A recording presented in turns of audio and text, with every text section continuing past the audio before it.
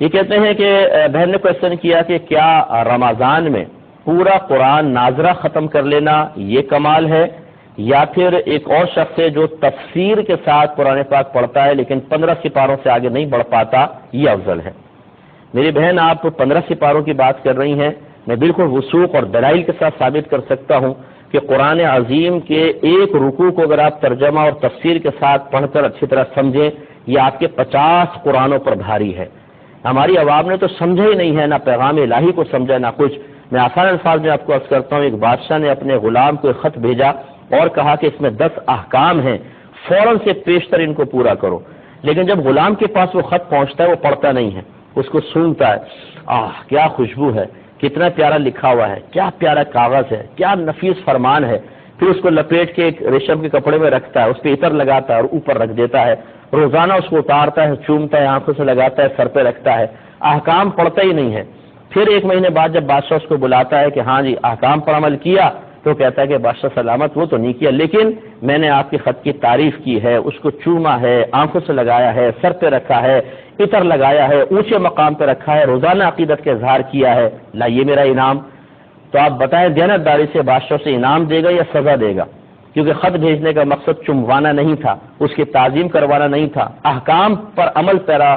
ہونا یہ مطلوب بادشاہ تھا۔ اسی طریقے سے قرآن ہے کہ اللہ نے قرآن اس لیے نازل نہیں کیا کہ آپ اس کو چومیں، آنکھوں سے لگائیں، سر پہ رکھیں، صرف عربی عبارت پڑھیں، بچے رخصت ہونے لگے تو اس کے سر پر رکھ کر اس کو رخصت کر دیں، اور باہم جھگڑے ہوں تو اس پہ حلف اٹھائے جائیں، بلکہ اللہ تعالیٰ نے قرآن پاک کو اس لیے نازل فرمایا تاکہ اس کو پڑھیں، اس کو سمجھیں، اس کی آیات کی روشنی میں اپنا محاسبہ کریں، اپنے عمل کو درست کریں، اس کے احکامات پر عمل کریں۔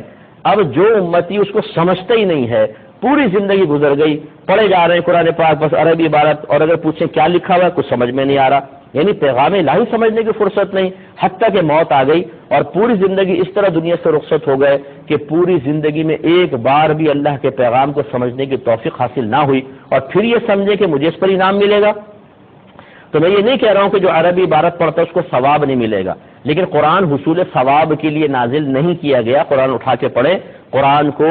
اس لیے نازل کیا گیا تاکہ اس کی آیات پر عمل کیا جائے۔ لہذا جو ایک رکوع پڑھے اسے اچھی طرح سمجھ کے پڑھے، پھر اپنا عملی محاسبہ کرے، اگر اس میں کوئی قابل عمل بات ہے اسے اپنی ذات پر نافذ کرے، کسی ممنوع شے کا ذکر ہے اور وہ ہمارے اندر ہے تو اس گندی عادت کو اپنے اندر سے نکالے، یہ اس کے 50 قرآن پڑھنے سے بہتر ہے۔ اس بات کو سمجھ لیجئے، میں بلا تمثیل عرض کر رہا ہوں، اس سے نہیں ملا رہا ہوں، بلا تمثیل عرض کر رہا ہوں کہ ایک طرف 100 من پیاز رکھ لیں اور ایک طرف 1 کلو سونا رکھ لیں۔ اگر آپ کو آفر کی جائے کہ 1 کلو سونا لے لو یا 100 من پیاز لے لو، اور آپ کہیں جی 100 من پیاز لیں گے، تو آپ کی بے وقوفی کا پروانہ جاری کرنے کی ضرورت نہیں ہے، سب کہیں گے یہ احمق ہیں۔